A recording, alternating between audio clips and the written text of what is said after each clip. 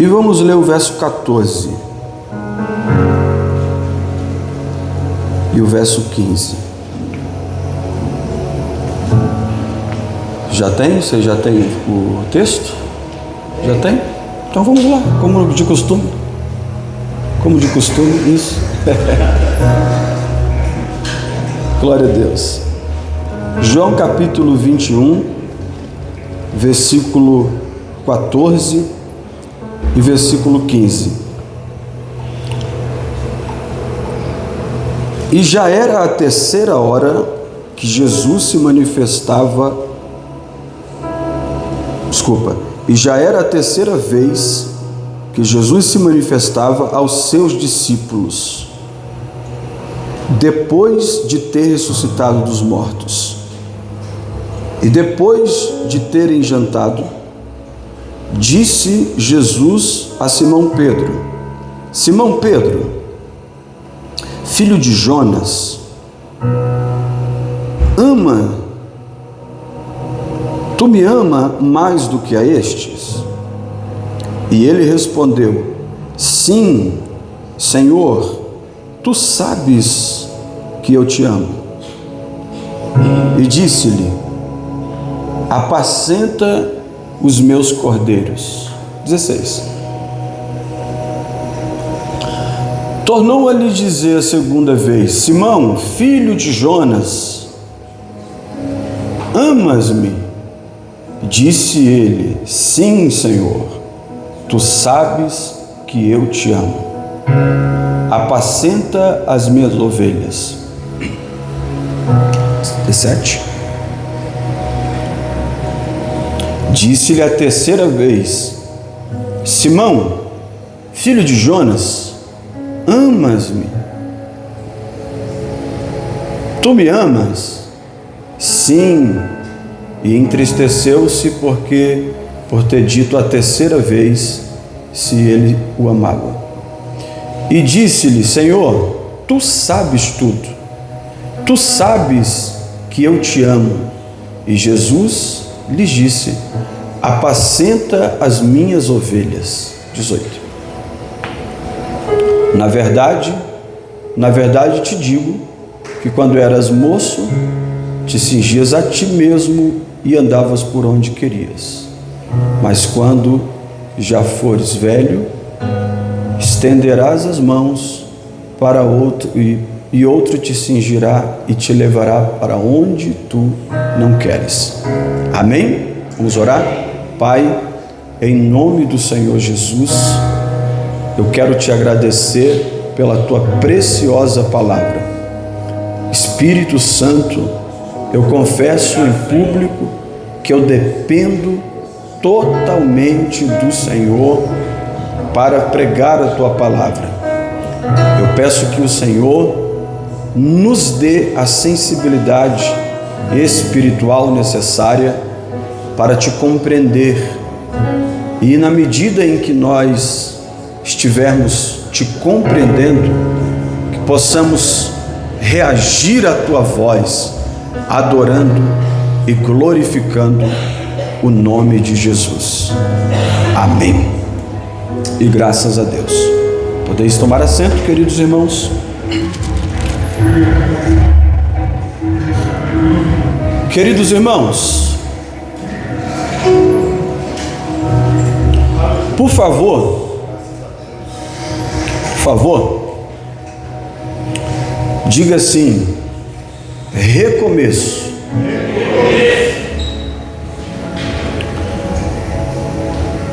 Queridos irmãos,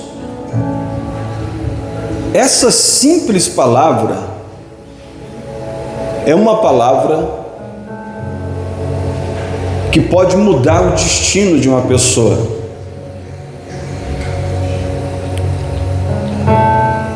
E praticar essa palavra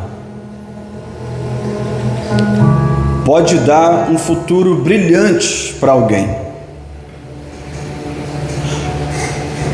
E não praticar essa palavra pode fazer com que uma pessoa não desfrute de tudo que Deus tem para ela. Por isso eu vou mais uma vez te pedir para você gritar, diga: recomeço. Eu vou pedir para você escolher 2 pessoas para dizer: chegou o tempo de recomeçar. Senta aqui, pastor Elias. Pastor Elias, fica aqui pertinho, tu é? Por que, filhos, que eu estou dizendo isso? Porque veja bem, pesquise um pouquinho sobre as grandes marcas, as grandes empresas, como por exemplo, o KFC. Quem já viu essa empresa? É uma empresa que vende frango frito. Eles começaram a fazer um trabalho intensivo para essa empresa dar certo, mas com o passar do tempo essa empresa deu errado. Ora, se essa empresa deu errado, a gente fecha essa e abre outra. Essa não era a mentalidade do fundador do KFC. A mentalidade dele era a seguinte: se deu errado, é porque nós precisamos acertar em alguma coisa. Então é preciso recomeçar.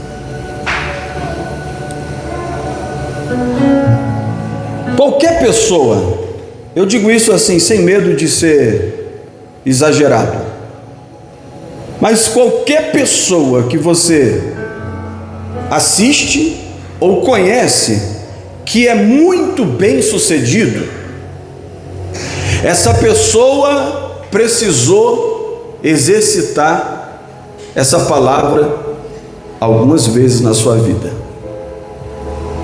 Muitas vezes essa pessoa precisou, em um divisor de águas, tomar a seguinte decisão: eu paro ou eu recomeço. Por exemplo, eu conheci um jovem de 54 anos que havia saído do ensino médio, estudou lá até a 3ª série no máximo, e aí viveu a vida dele, a vida levou ele lá para frente, e lá na frente ele percebeu que ele precisava recomeçar os seus estudos. 54 anos, começou a estudar, fez aquele supletivo, depois foi passando todas as etapas até cursar uma faculdade de Direito, tornar-se um bom advogado. Mas ele só se tornou um bom advogado porque em algum momento da vida dele, por mais que parecia ser tarde demais, ele recomeçou.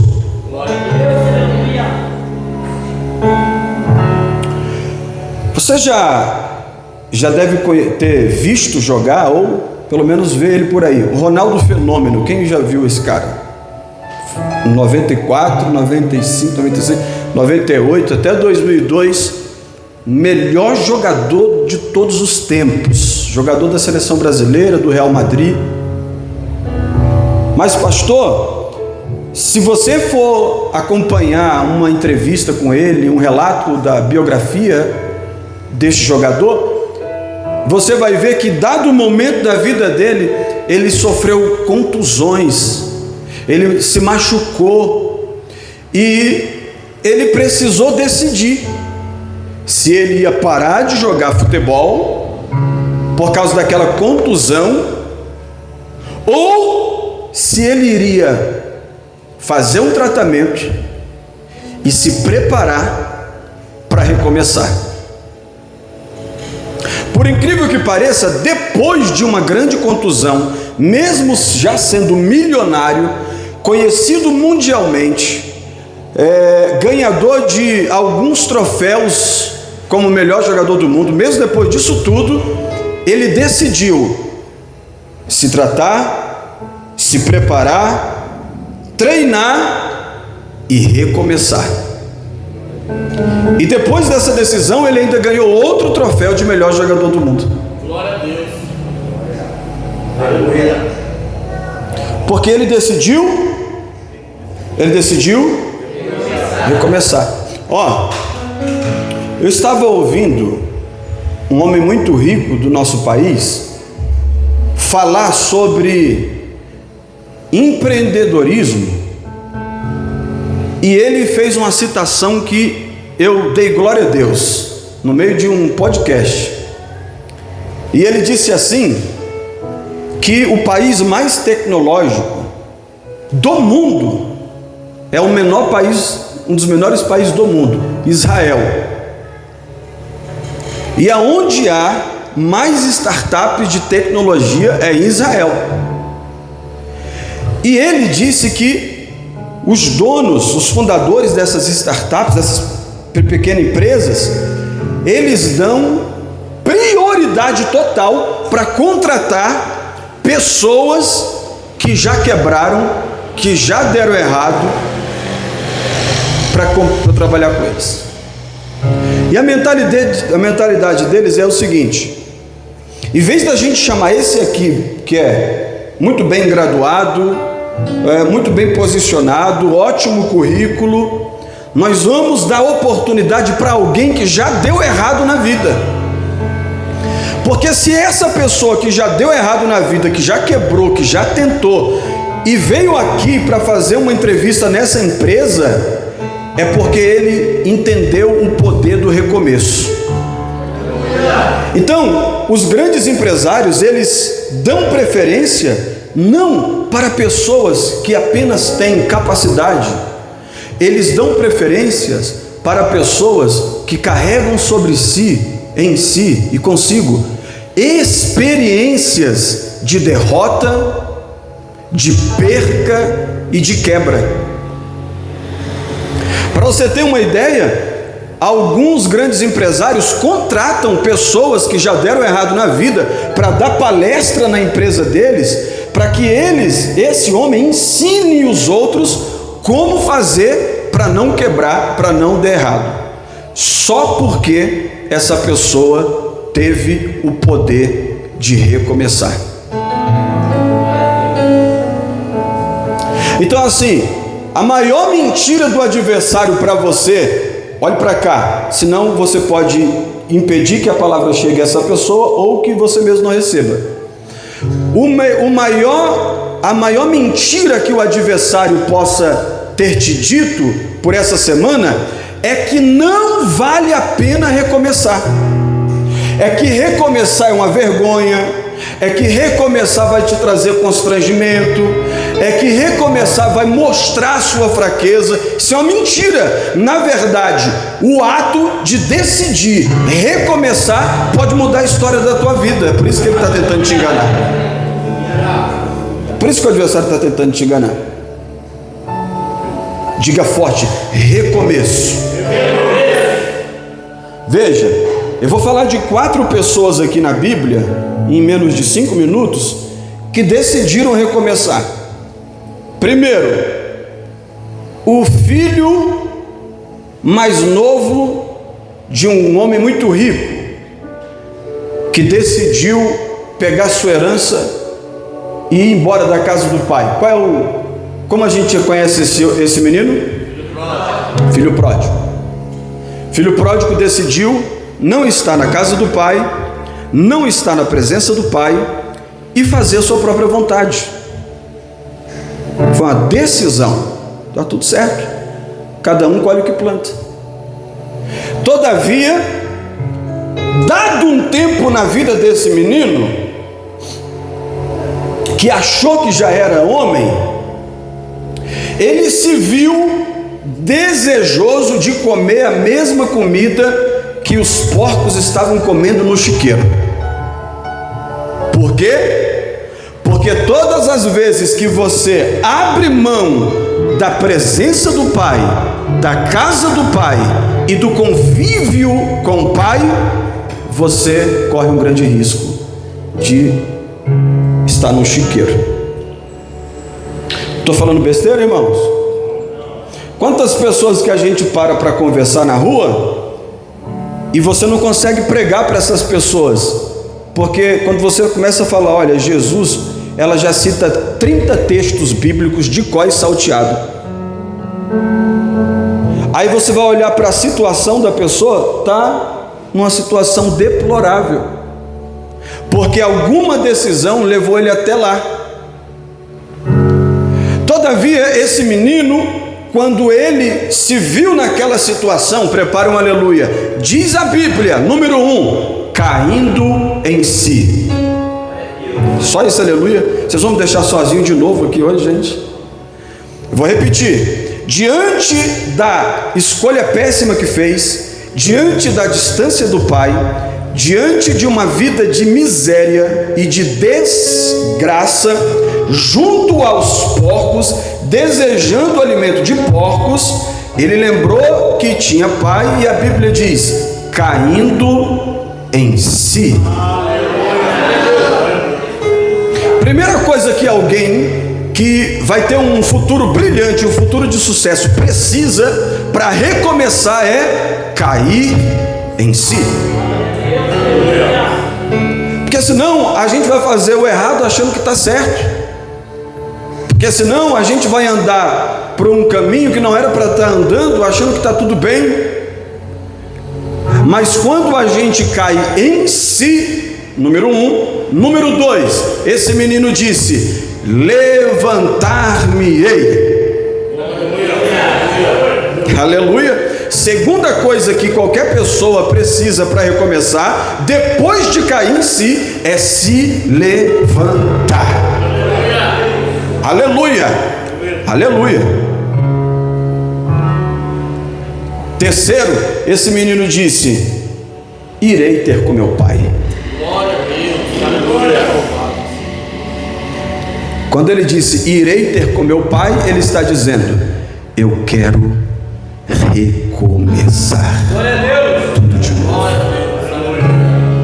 Imagina, pastor Rodrigo, o que esse menino deva ter sofrido no seu psique, de setas malignas, dizendo, não vale a pena, olha onde você chegou, você desceu no mais baixo calão, você está numa situação horrível, ninguém vai nem querer você por perto, você gastou tudo que tinha, você perdeu a sua razão, você perdeu a sua honra. Mas quando uma pessoa cai em si, se levanta, ela decide recomeçar. Você conhece a história? Eu vou poupar você de detalhes, mas você sabe que quando ele chegou na casa do pai, diga um aleluia, o pai recebeu ele. Diga outro aleluia, o pai colocou uma aliança no dedo dele. Prepare um glória a Deus, o pai colocou sandália nos pés. Outro aleluia dos fortes, o pai fez uma festa. Porque quando você decide recomeçar, você recebe até o que você não imaginaria que poderia receber, você chega onde não imaginaria que chegaria, você tem a capacidade de fazer o que você nunca pensou que poderia fazer, porque quem decide recomeçar é forte. Forte. Recomeçar não é para os fracos, recomeçar é para os fortes. Tem que ser muito forte para recomeçar. O segundo que eu queria compartilhar com vocês aqui é Jonas. Todo mundo que vai pregar sobre Jonas se atém ao detalhe que Jonas é o detalhe geográfico da história. Não, Jonas fugiu de uma localização geográfica que Deus o mandou ir, foi para outra. A gente só olha por esse prisma, quando na verdade nós precisamos também olhar para a essência dessa história. E qual é a essência? A essência não é somente estar em um lugar aonde Deus não quer que você esteja. A essência é não obedecer à suave e doce voz de Deus. E a desobediência da doce voz do Senhor nos ocasiona coisas indesejáveis e desagradáveis. Por exemplo, Jonas ouviu a voz de Deus, diga amém. Amém. Veja, ele toma uma decisão. Ao ouvir a voz de Deus, ele não vai para onde Deus mandou, mas a Bíblia diz que ele desce à cidade de Jope, cidade portuária, embarque e desembarque de navios, tanto de carga como de passageiros. E ele, Jonas, é tão inteligente que ele não pega um navio de passageiros, ele pega um navio de carga. Você vai ter que ter tido lido o texto para saber o que eu estou querendo dizer. Porque entendendo ele, se eu for no meio do povo, vai que alguém me reconhece no saguão, vai que alguém me reconhece na primeira classe, vai que alguém me reconhece ali perto das primeiras cadeiras. Então eu vou pegar um navio de carga, desço no porão e fico lá bem escondidinho, porque ninguém vai me ver. O homem não vê, mas Deus vê. Veja que o homem tem estratégias para fugir da presença de Deus, mas é uma perca de tempo. Quem que já tentou fugir de Deus? Deixa eu ver. Eu sou um deles. Levanta a mão. Só quem os demais nunca tentou fugir de Deus, mas vocês estão uma bênção mesmo. Eu já tentei fugir de Deus. Só que olha o que diz o Salmo. O Salmo diz assim, ó: para onde fugirei da tua presença?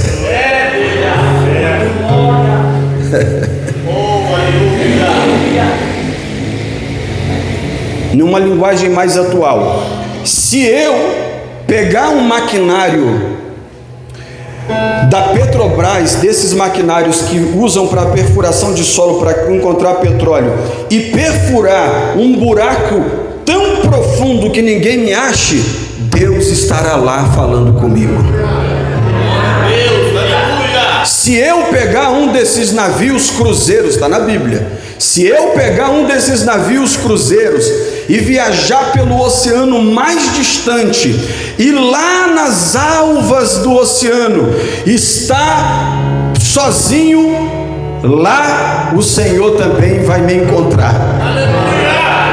Se eu pagar como o dono da Amazon, o Bezos, Jeff Bezos, se eu pagar para a SpaceX me levar acima das estrelas, acima da estratosfera, da mesosfera, da ionosfera, da troposfera, e lá nas alturas dizer: aqui Deus não me acha, até ali o Senhor estará com a sua mão sobre a minha vida.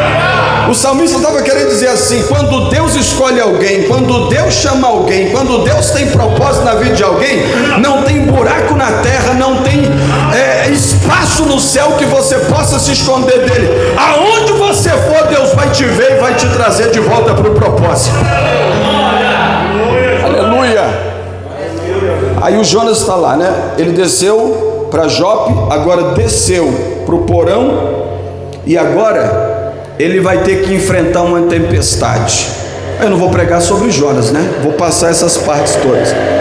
Mas aquela tempestade só estava ali por causa de Jonas. Diga amém. Amém. E nem toda tempestade ela se levanta para te matar. Diga amém. Amém. Algumas tempestades se levantam para te trazer de volta para o teu propósito. Você está muito confortável naquele emprego, ganhando aquele dinheirinho, achando que aquilo é sua vida, né? E Deus, você quer uma tempestade? Mas enfim, não é isso que eu ia pregar. No meio daquela tempestade, os homens descobrem Jonas, porque ele achou que não ia ser visto, descoberto. Trouxeram ele, e ele confessou que o problema era ele. Porque é assim, gente. Bom, não vou pregar sobre Jonas, não. Mas o problema era ele. E é muito bom quando a gente bate no peito e diz: não, o problema sou eu vou dar um jeito de me arrumar aqui, me consertar, eu mesmo vou me organizar, eu mesmo vou resolver, porque o problema é comigo, o problema está em mim, então vamos se arrumar.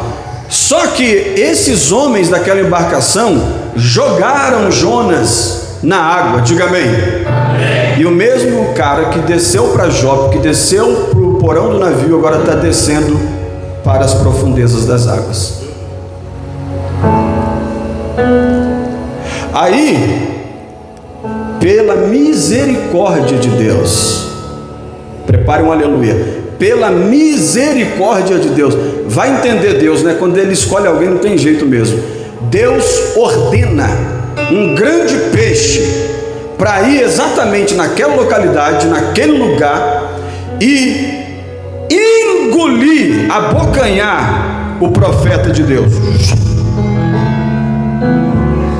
Agora o profeta que já tinha descido para Jope, que já tinha descido para o porão do navio, que também já tinha descido para o oceano, desceu para o ventre do peixe. Meu Deus.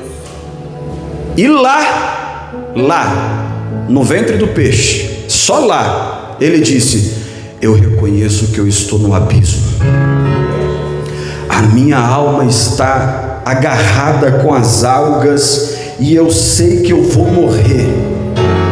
Eu me sinto já no inferno por ter desobedecido a tua voz, mas tenha misericórdia de mim. Aleluia. A oração que foi feita lá embaixo foi ouvida lá em cima. Aí o peixe foi levando Jonas,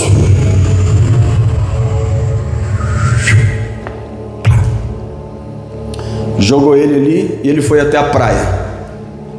Da praia até Nínive é muito longe, irmãos, porque quando Deus manda e a gente faz, é tudo, parece que é mais fácil, parece que dá mais certo, né? Parece que a gente dorme mais em paz, parece que as coisas deslancham melhor, né? Agora, quando a gente desobedece, mas a gente tem que sofrer um pouquinho. A distância era muito longa. De onde Jonas, prepara um aleluia, de onde Jonas estava para receber e obedecer a palavra era perto, mas de onde Jonas estava depois que ele desobedeceu a palavra estava longe. Então ele tinha que tomar uma decisão: recomeçar ou não recomeçar. Prepara aleluia. Diante daquela situação ele disse: eu vou recomeçar e vou fazer o que Deus mandou. Aleluia. Ele foi lá, pregou, você sabe o que aconteceu, né? Não precisa falar mais. Terceiro, Isaac. Quem aqui sabe quem é Isaac? Isaac é um filho do Abraão, né? O pai do Jacó.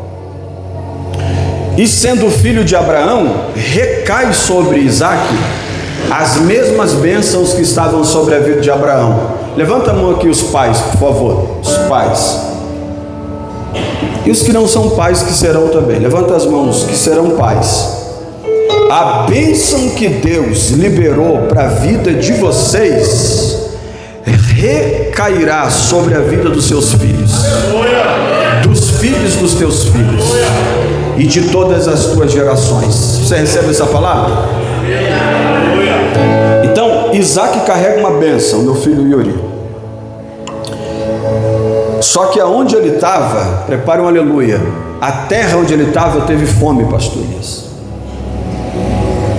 Perceba que não é porque você carrega uma bênção que você não vai passar por alguns processos na sua vida.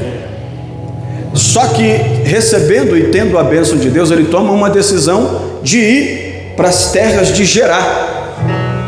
E lá nas terras de Gerar, ele, como um simples forasteiro, estrangeiro, prepara um aleluia quando você entender isso. Mesmo Isaac sendo um forasteiro, um estrangeiro nas terras de Gerar, diz a Bíblia que ele começou a semear naquela terra em tempos de crise.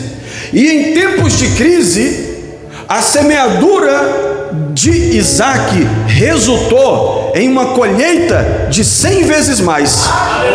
Essa palavra não é para qualquer um, é só para quem não quer nem saber o que aconteceu antes ou depois desse culto, é para quem está conectado.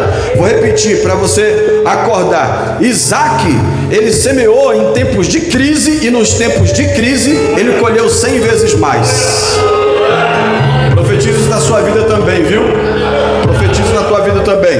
Eu profetizo que não importa como estará o país em 2026. Eu profetizo que não importa como estará o país em 2027, 28.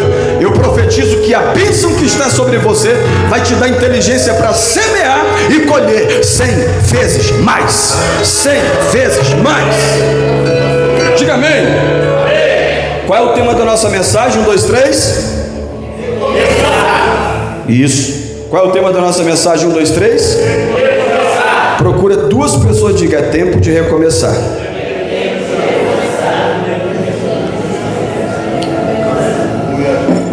Meus filhos,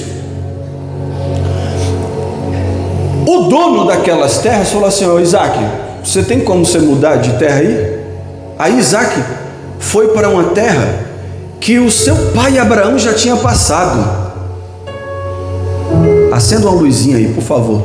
Isaac foi para uma terra ali do lado que o pai dele já tinha passado, Abraão.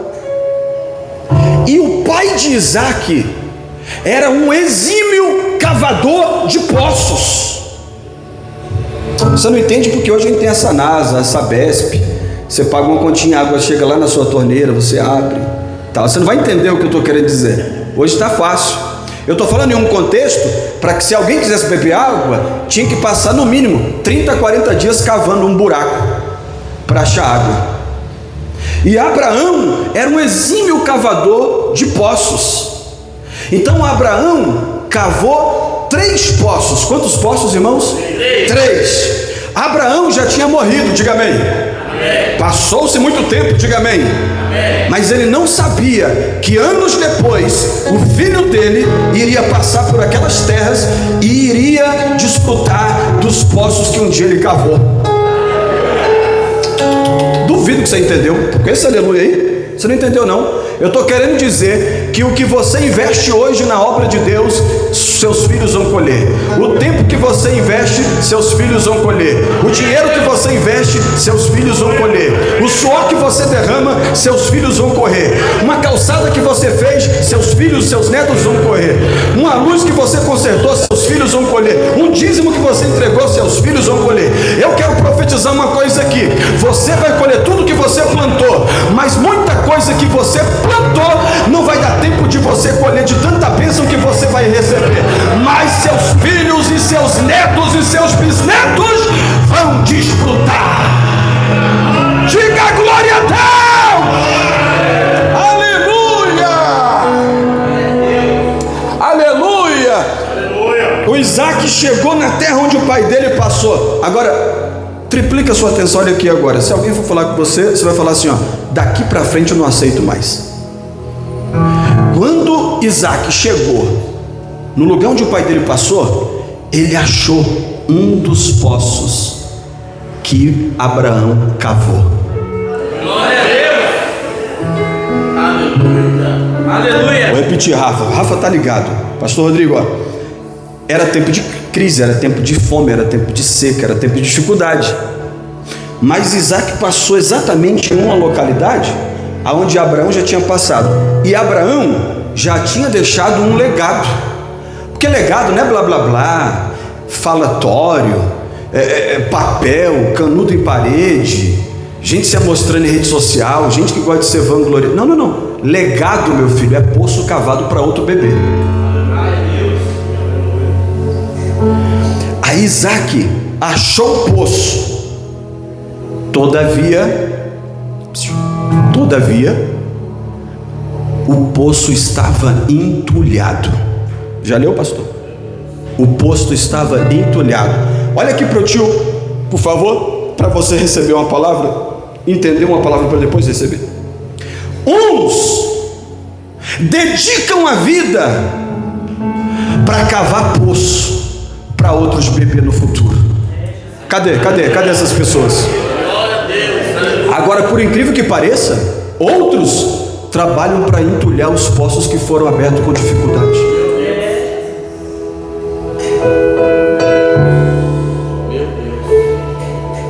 E se um dia você for um pastor de igreja, você vai saber o que eu estou falando. Você acha que eu estou aqui, que eu abri mão de um bom salário, abri mão de um bom network, eu abri mão de estar no meio de pessoas que poderiam me levar para um outro nível financeiro? Você acha que eu abri mão disso para estar aqui, para se aparecer ou brincar de pastorzinho, pregadorzinho, fazer brincadeirinha, passar tempo? Pastor, tá fácil a obra? Não. Tá difícil? Tá. Mas tá sendo maravilhoso passar as dificuldades, tá sendo maravilhoso derramar o suor, tá sendo maravilhoso enfrentar o que tiver de enfrentar. Por quê? Porque amanhã, você que levantou a mão há 5 minutos atrás, vai ter o seu filho bebendo água desse poço. Seu filho vai casar aqui nesse poço.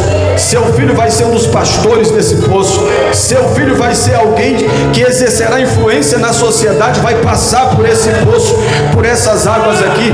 Então hoje vale a pena sofrer, vale a pena pagar o preço, vale a pena dedicar tempo, vale a pena, vale a pena, vale a pena, porque uns cavam poços, outros entulham os poços.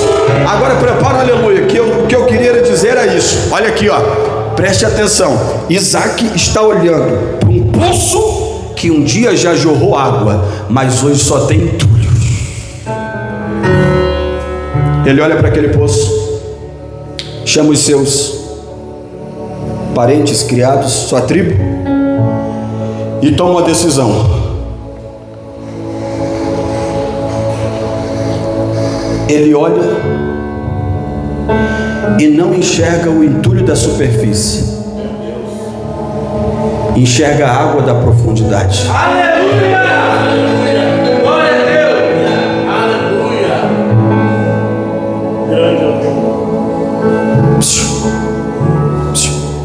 Olha aqui, olha aqui, olha aqui, olha aqui. Às vezes,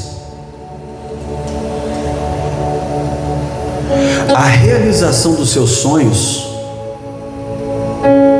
sua vida ministerial, sua realização familiar, sua vida conjugal, suas finanças, às vezes, só está do mesmo jeito, ou pior, porque Deus colocou diante de você um poço, e você só consegue olhar os entulhos.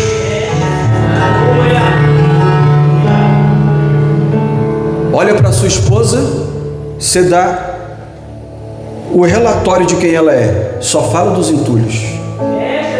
Olha para sua família, para os seus filhos, só vê entulhos. Olha para onde você trabalha, que já era para você ter crescido, só vejo entulho, por isso que não cresceu. Só entulho. O Senhor está mandando eu dizer para alguém aqui: embaixo dos entulhos, se você se esforçar, tem água viva. Não, a gente sabe o que a gente quer, pastora Fabi. A gente quer chegar lá, tranquilo, pegar um copinho d'água desse aqui, o poço está aqui, ó. Tá boa água. É o que a gente quer. Mas sabe para que Deus te chamou? Estou falando da tua vida inteira, todas as áreas da sua vida. Sabe para que Deus te chamou? E sabe por que Ele te trouxe aqui no domingo da celebração com a família? Porque Ele confia que o poço que Ele te mostrou cheio de entulho vai te fazer enxergar o que está dentro dele, e você vai tomar uma iniciativa: desentulhar, tirar o entulho, tirar a sujeira, tirar as escórias, levanta a mão em nome de Jesus. Vai doer, mas vai servir para alguma coisa. Assim diz o Espírito de Deus para a sua vida.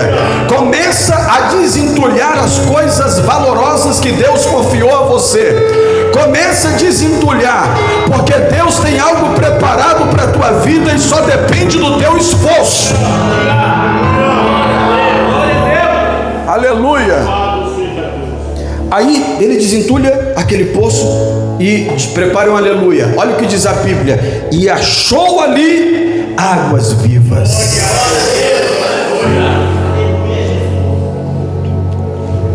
Gente, uma pergunta. Não sei se não é para todo mundo não, mas para alguém. Pode ser para alguém, pode responder aí. O que é mais fácil? Construir uma casa ou reformar uma casa? Construir. Então nunca pense que o trabalho que Isaac está tendo de desentulhar o poço é fácil. É muito mais difícil do que o pai dele. O Senhor está dizendo: Ele tem coisas lindas para fazer na tua vida, mas requer esforço, tempo, força, vigor, iniciativa. Aí, diga comigo, ele achou água. Ele achou água. Quando ele achou água, estava tudo bem. Daqui a pouco vieram os filisteus. Os filisteus vieram. E os filisteus disseram assim: esse poço aí é nosso. Porque a vida é assim: uns cavam poço, outros entulham poço e outros roubam poços. Fazer o quê? Fazer o quê? O que que Isaac vai fazer? Vai brigar? O que que Isaac vai fazer? Vai pegar ali o seu povo e vai se levantar e vai matar? Não. Olha o que Isaac disse, prepara o aleluia. Ah, esse poço aqui é seu? É. Pode ficar para você.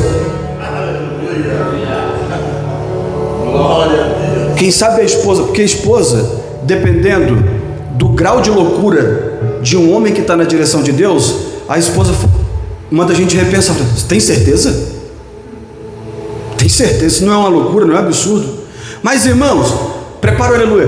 Por que Isaac não foi brigar quando os filisteus chegou, quando o poço estava desentulhado? Porque a bênção não estava no poço, estava em Isaac. Vou repetir para você entender. A bênção de Deus não está em coisas, está em pessoas que decidiram obedecer a Deus. Então, irmão, se você cavou o poço ali e alguém tomou, fica tranquilo, continua seu trabalho e vai cavar poço em outro lugar. Isso é na sua empresa, em todas as áreas da sua vida, no seu trabalho. Fica batendo de frente com gente do seu trabalho, não. Ah, esse setor é meu. Quando você chegou, eu já estava aqui, eu estou aqui há mais tempo. Tá bom, meu filho, fica aí. Não tem problema não. Se eu mudar de empresa, a bênção vai comigo. Aleluia. Ou não? Aí, prepara um aleluia. Isaac achou outro poço. Não adianta, filho. E aí, esse poço também, Mateus, estava entulhado.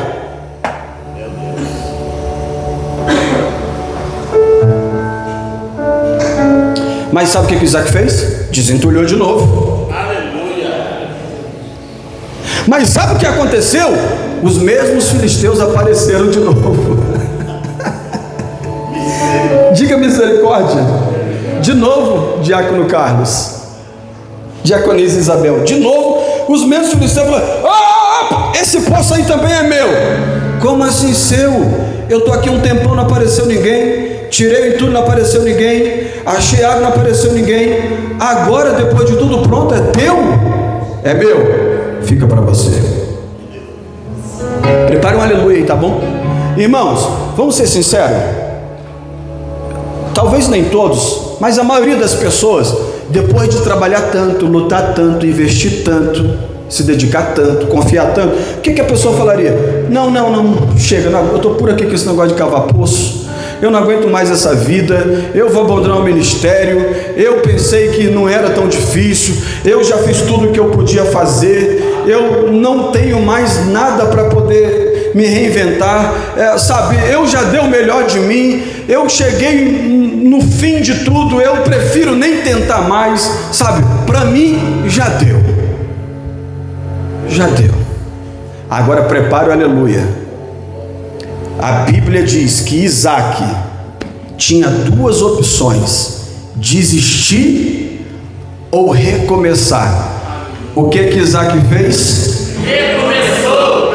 Tem muita gente, pouco aleluia, eu vi um monte de gente que não falou. O que Isaac fez? Recomeçou.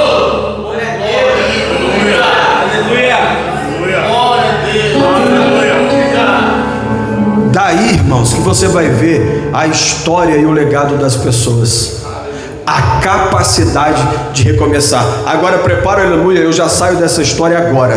Quando ele achou o terceiro poço estava entulhado, mas ele pela terceira vez desentulhou esse poço. Só tem uma coisa, prepare um aleluia.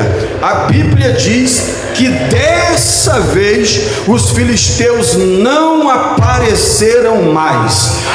E quando Isaac viu que os filisteus não apareceram mais, Isaac colocou o nome do poço de Reobote, que significa mais amplo, que significa crescimento, que significa alargar as tendas, que significa avançar, que significa conquistar mais. Não entendi, pastor? Vai entender agora. Na terceira vez, os filisteus procuraram, mas não acharam. Levanta a mão e recebe essa. Os teus inimigos já te perseguiram demais, já te afrontaram demais, já te roubaram demais, já judiaram demais, já te fizeram sofrer demais, mas agora eles não vão te achar. Aleluia. Meu filho Yuri, eu profetizo na sua vida. A Bíblia não diz, mas sabe o que é que eu penso? Eu penso que, porque Deus é justo, tá, gente? As pessoas, o adversário, ele tem um limite também, tem um limite. Deus é justo. Eu penso que na terceira vez os inimigos foram procurar o povo de Isaac, e eles estavam na direção certa, mas aí olhou de longe e disse: não é daquele lado não. Procurou daquele, também não é, daquele também não é, aqui não é. Ficaram perdidos, disseram: melhor voltar para trás. Eu quero profetizar isso na sua vida. Os teus inimigos serão confundidos, os seus adversários não vão conseguir te enxergar, e o que Deus colocou na tua mão ninguém vai roubar nunca mais. Aleluia, aleluia. Quem aqui quer abrir uma empresa? Deixa eu ver. Bora, era para estar levantando a mão. Não gosto de levantar a mão, mas agora vai levantar. Vai, quem que já abriu uma empresa? Se não quiser, não tem problema nenhum. Quem que já tem uma empresa? Levanta a mão. Tem bênção de Deus para a sua vida. Escute uma coisa: você que quer abrir uma empresa, assim diz o Senhor por essa palavra: não desista, abra, tente. Se não deu muito certo, pega as experiências dessa para abrir essa.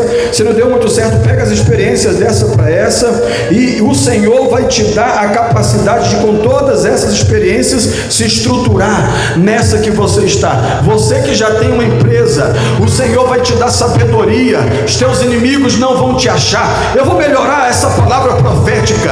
Quando tiver 3, 4 pessoas para dar um orçamento, quem vai pegar o orçamento é você.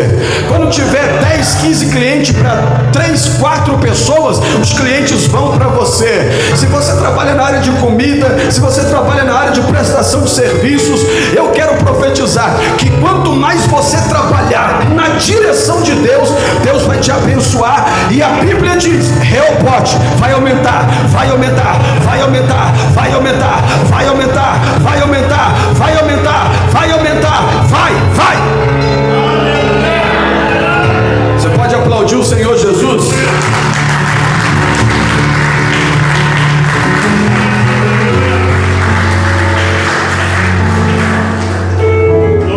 Você pode adorar, meu filho, já?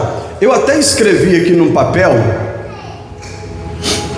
vem comigo, meu filho Yuri, algumas frases para você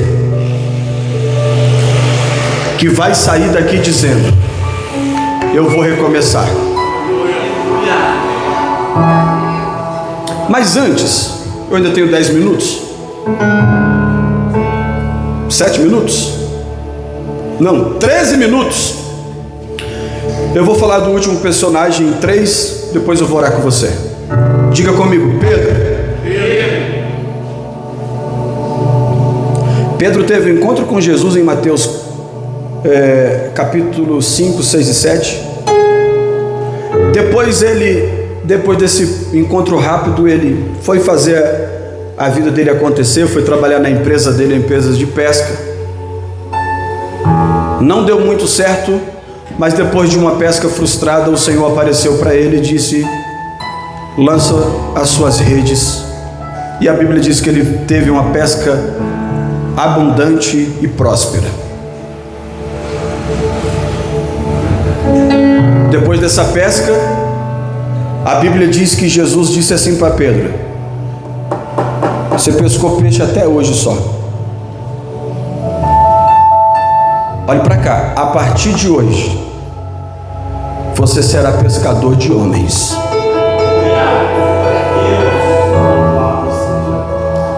Aí Pedro, Mateus, teve um ministério cheio de altos e baixos. Na verdade, Pedro dava mais trabalho do que trabalhava. Quem já leu? Na verdade, Pedro dava mais problema do que resolvia problema. Mas glória a Deus que Jesus nunca abriu mão dele. Porque Jesus enxergava o futuro de Pedro.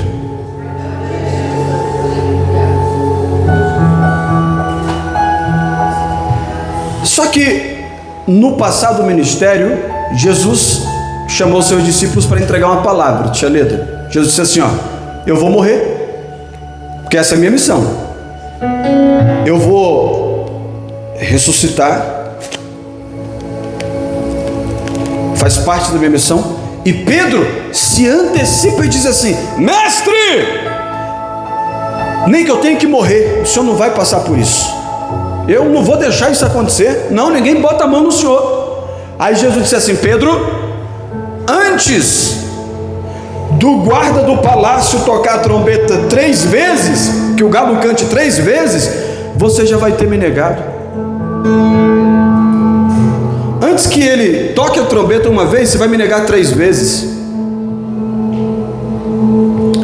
Aí, no dia que Jesus foi preso, Pedro estava na beira de uma fogueira e alguém disse: você parece com Jesus. Pedro disse assim: não, nem conheço. Pedro foi para a porta do palácio onde Jesus estava sendo julgado. Alguém disse: você se veste como ele, fala como ele, você parece com ele, você é um deles, você conhece Jesus. Pedro disse: não conheço Jesus. Pela 3ª vez, alguém chega em Pedro e diz: você é um deles, você sabe quem é ele. E Pedro disse: não conheço Jesus. Naquele momento, o galo canta, a trombeta toca, Pedro chora e vai para casa viver uma depressão profunda. E depois você lê João 21 para você saber do que eu estou falando. Nessa depressão profunda, amargurado por ter negado o seu Salvador, depois de tantos perdões liberados, depois de tantas mesas, depois de tantas instruções e ensinamentos, depois de tanto tempo junto, Pedro estava em casa em depressão. A depressão de Pedro era tanto que, se você ler a Bíblia, você vai ver que todos os discípulos foram para a casa de Pedro. Para quê? Para consolar o cara. Ele estava desolado. Para quê? Para chamar ele de volta para a igreja. Para quê? Para voltar a falar para ele que o ministério dele estava de pé. Para quê? Para lembrar ele que o mesmo Jesus que ele negou e morreu vai ressuscitar. Para animar Pedro. Mas Pedro tinha uma decisão: parar ou... Qual foi a decisão que Pedro tomou? Parar. Ele decidiu parar, porque João 21, prepare aqui o aleluia, olhe para mim. Disse Pedro aos seus amigos, discípulos: quem é que vai comigo? Eu vou pescar. Qual era a profissão de Pedro antes, gente? Era o quê? Pescador. O que Pedro vai fazer no dia da sua angústia? Voltar a pescar. Mas o que Jesus disse para ele em Lucas capítulo 5? Nunca mais você vai pescar peixe, você tem que pescar é homem. O que Pedro está fazendo no dia da angústia, no dia da depressão, no dia em que tudo para ele está perdido? Ele está dizendo assim: eu vou voltar a fazer o que eu fazia antes de conhecer Jesus. Eu tenho uma palavra para alguém aqui, escute: não pegue os seus momentos difíceis para abandonar Jesus e fazer o que você fazia antes, que vai dar tudo errado. Olha aqui, se não é Bíblia, a Bíblia diz que Pedro tomou essa decisão. Diga amém. Você acha que só porque ele tem um chamado, Jesus vai chegar lá e vai tirar esse pensamento da mente dele? Não. Vai, o que você está pensando? Você está achando que é certo? Ele tomou a decisão, diga amém. Foi até o mar, diga amém. Entrou na embarcação, diga amém. E voltou a pescar, diga amém. Mas ele não pegou nenhum peixe. Porque não tem nada a ver com Lucas capítulo 5. Lucas capítulo 5, número 1, Jesus está no barco dele. João 21, Jesus não está no barco. Em Lucas capítulo 5, ele tem uma palavra de Jesus: faze-te ao mar alto. Em João 21, Jesus não mandou ele para o barco. Em Lucas capítulo 5, Jesus disse: lançai a rede. Em João 21, ninguém mandou ele lançar rede nenhuma. Então tudo que você faz fora da presença de Jesus e longe da vontade de Jesus, vai dar errado. Diga glória a Deus. Porque se está dando errado, é porque Jesus não te quer do jeito que você está, fazendo o que você está, andando com quem você está andando, pensando o que você está pensando, indo para onde você vai. O Senhor Jesus está fazendo você viver tudo errado, que as coisas dão tudo errado, para você chegar mais perto dele e entender as coisas. Então ele joga a rede e não sai nada, joga a rede e não sai nada. Vai preparando o aleluia, porque eu tenho aqui mais 6 minutos para entregar essa mensagem. Joga a rede e não pega nada, até que, prepare o aleluia, lá na praia, escute, ele está lá em alto mar, e lá na praia ouviu-se uma voz: ei! Eles... Você ouviu? Tem um cara gritando lá na beira da praia. Aí João, diga João. Quem era João? João era aquele discípulo que estava sempre encostado no ombro de Jesus. Por quê? Porque ele era o queridinho de Jesus? Não, porque ele decidiu estar ali. Não se engane, no reino de Deus não existe queridinha e queridão. Existem as pessoas que decidem honrar, respeitar, andar junto e comer pão na mesma mesa. Se você decidiu colocar a tua cabeça no centro de Jesus, ninguém te tira. Se você decidiu estar aos pés de Jesus, secando o pé dele com os cabelos, ninguém te tira. Se você decidiu não estar lavando a louça para estar ouvindo a palavra, ninguém te tira. É questão de escolha. João era esse cara que estava sempre perto. E como ele estava sempre perto, ele disse assim para Pedro: eu conheço essa voz.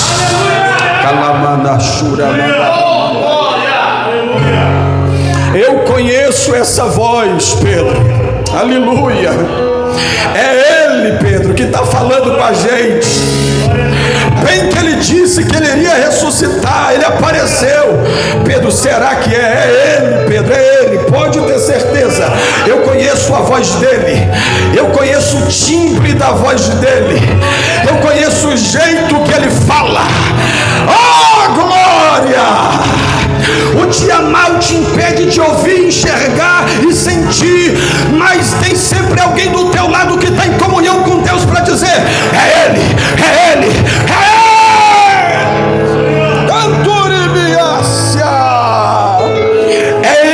Olha aqui, gente, não sei porquê, também nem quero saber, mas Pedro já estava tão desanimado da vida que a Bíblia diz que ele estava sem roupa.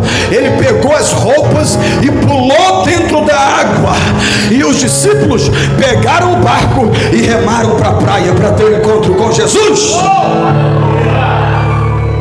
Pergunta número 1, pergunta clara e objetiva. Nunca minha intenção é colocar vocês na parede para poder brincar com isso, nunca é isso. A minha pergunta é didática para que você possa memorizar. Se às vezes você responder certo e errado, não tem problema nenhum. Pode acontecer comigo também, como acontece várias vezes. Mas a pergunta aqui é simples: quem chega primeiro? Os discípulos de barco remando ou Pedro nadando? Vamos de novo? Barco remando e Pedro nadando. Quem chega primeiro? O barco. Pelo menos eu penso isso, né? Então vamos acreditar que quem chega na praia primeiro é o barco. E os discípulos já vai até Jesus. Se fosse eu já iria dar um abraço em Jesus, já iria dar um beijo na testa de Jesus, já iria matar a saudade ali, ouvir ele um pouquinho e estar naquele momento de comunhão, de alegria. De repente, quem é que chega? Todo molhado, barbudo. Não, barbudo todo mundo era, né? Mas maltrapilho, cabisbaixo. Aleluia. Sabe aqueles cachorros que o dono muda e esquece de levar ele? Que ele fica perdido, não sabe? Pedro chega. E quando, prepara um aleluia, quando Pedro chega, Jesus deixa os discípulos. Fala aqui, vocês estão curados. Eu quero conversar com quem está machucado. Aleluia. Glória a Deus. Aleluia. Pedro, vem aqui que eu quero ter uma conversa particular com você.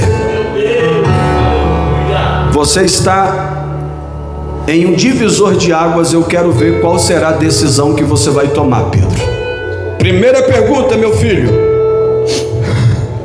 Pode falar, mestre. Pedro, tu me amas? Senhor, tu sabes que eu te amo. Entendi, Pedro. Vou fazer a segunda pergunta. Pedro, você me ama? Sim, Senhor, tu sabes que eu te amo muito. Eu não quero me aprofundar no que significa filos, ágape, não, eu quero na simplicidade aqui do Evangelho. Pedro, pela terceira vez, tu me amas? Pedro ficou triste, como que se dissesse, será que ele está duvidando? E disse, tu sabes que eu te amo muito. Aleluia. Sabe o que é que Jesus estava querendo arrancar de dentro de Pedro? A seguinte informação: ainda tem amor aí dentro de você? Não importa o que você fez, ainda tem amor aí dentro de você? Não importa se você negou, ainda tem amor aí dentro de você?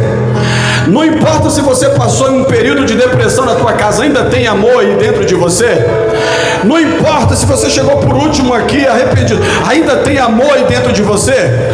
Quando ele verbalizou que tinha amor 3 vezes, olha o que Jesus disse: então eu te convido a cuidar das minhas ovelhas, porque se ainda tem amor dentro do teu coração, aí tem também a oportunidade para recomeçar.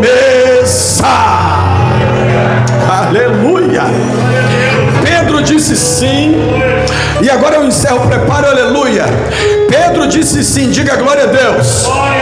Muito fraco esse aleluia, se eu estou no seu lugar eu melhorava. Eu estou há 1 hora pregando para vocês, 1 hora e 8 minutos. Diga, Pedro recebeu a oportunidade de parar ou recomeçar. Agora você sabe o que ele fez. Sabe o que ele fez? Mais uma vez, sabe o que ele fez? Quantos aqui vão recomeçar? Quantos aqui vão recomeçar? Pela terceira e última vez, aquele mesmo crente que você falou no começo, diga de novo: é tempo de recomeçar, é tempo de recomeçar, é tempo de recomeçar. Meus filhos, olhe aqui para o pastor, por gentileza. Diz a Bíblia Sagrada, isto em Atos capítulo 2, aleluia, que depois do batismo com o Espírito Santo, todas as nações estavam diante daquela cena do poder de Deus sendo derramado na vida dos 120 crentes que estavam em oração. Aleluia, o Espírito Santo estava trabalhando com liberdade. Eles começaram a falar em outras línguas. No meio de todo esse mover espiritual, as nações, os povos representando suas nações estavam ali em volta. Olhe para cá, não perca 1 minuto, redobre a atenção. Quando aquele povo estava lá olhando, diz a Bíblia, eles estavam atônitos. O que é atônitos? Perplexo, tipo, meu Deus, nunca vi uma coisa dessa. Esse pessoal aí é tudo galileu, e nós ouvimos falar na nossa língua. Enquanto todos estavam confusos, prepara um aleluia aí, seu crente.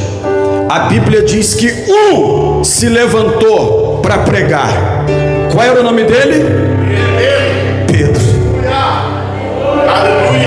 E esse Pedro pregou e ganhou quase 3.000 vidas para Jesus.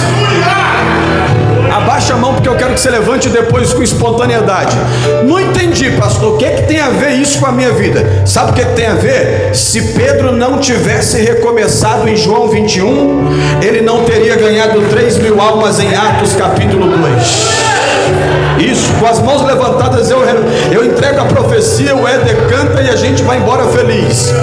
Assim diz o Senhor para a tua vida, minha filha, meu filho: não perca tempo, recomece o mais rápido possível, porque se você não recomeçar, você só tem a perder. Mas se você recomeçar, você vai viver o extraordinário de Deus para a tua vida. Levanta a mão para adorar, levanta a mão para adorar. Eu escrevi algumas frases aqui, eu vou entregar e depois você pode cantar, filho. Olha o que eu escrevi. Toda vez que eu concluir a frase, você diga um amém, um glória a Deus, um aleluia.